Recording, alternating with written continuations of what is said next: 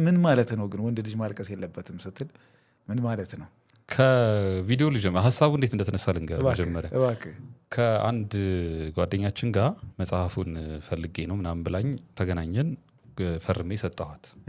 ከሌላ ቦታ ከምገዛ የቅርብ ጓደኛዬ ስለሆነች እንትን ልበላለችኝ፣ አስፈርሜ ልውሰዳለችኝ። አስፈረምኳት ምናምን ስለ ሪሌሽንሺፕ ምናምን አወራችኝ።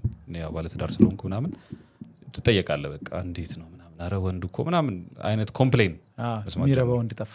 በቃ ወንድ ጠፋ። ሴቶች ባይዘ እንደዛ ነው የሚለው አሁን ላይ አይደለ? ብዙ ሶሻል ሚዲያም ላይ ያለ ልክ ናቸው እኔ ብዬ አስባለሁ። ለምን የሚነግሩህ ማለት ወንድ የለም ብዬ አስቤ እኮ አይደለም፣ ግን አብዛኛው ወንድ ኬፓብል እየሆነ አይደለም። እና ስትነግረኝ ከማቹሪቲ አንግል ቤቱን ሃንድል ከማድረግ ከሪስፖንሲቢሊቲ በቃ በትንሽ ነገር የሚነጫነጭ በትንሽ ነገር ህይወቱ ላይ ኮምፕሌን የሚያደርግ ምናምን ሰው እየበዛ ነው። እና በቃ የሆነ ሁነኛ ሰው አጣሁ አይነት ነገር። ከዛ ትንሽ ደግሞ ባሳልና ያው ጸጉር ቤትም ምንም ደግሞ ምናያቸው አሉ ተዘፍስፈው እግራቸውን ከኛ እኩል ዘፍስፈው ምን አይነት ነገር አወራችኝና ኦኬ ነገር አልኩኝ። እሺ ከዛ በኋላ ነው ኦኬ ምናምን ብዬ ሰዎች ጋር ምናምን አወራንበት፣ ተደዋወልኩ ጓደኞቼ ጋርና ነገር እንደዚህ እኮ ብላኝ አንድ ልጅ ምናምን ስል ተደጋጋሚ ኮምፕሌኖች ሰማሁ።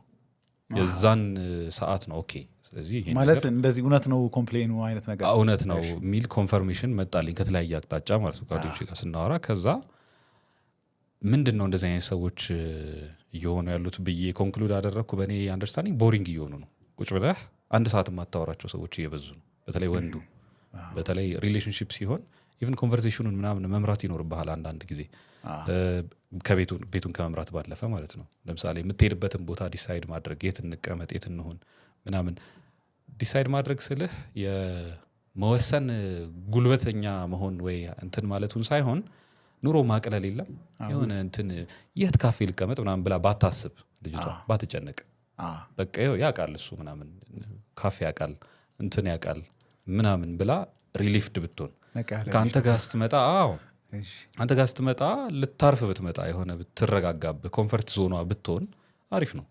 አለዛ ቦሪንግ ነው የሚሆነው። ትመጣለች፣ ትጨነቃለች። እንትን ደግሞ አሁን ምንድነው ማድረገው እንትን ደግሞ እንደዚህ ምናምን ሊሆን ነው። እና ሳየው ኦኬ አይ ቲንክ ይሄ የቦሪንግ ወንዶች ካራክተር ነው አልኩኝና ቦሪንግ ወንዶች የሚል አንድ ቪዲዮ ሰራው። የ25 ደቂቃ ምናምን ቪዲዮ እዛ ላይ ነው እንግዲህ ወንዶች ቦሪንግ አትሁኑ ምናምን ብዬ ጀመርኩ።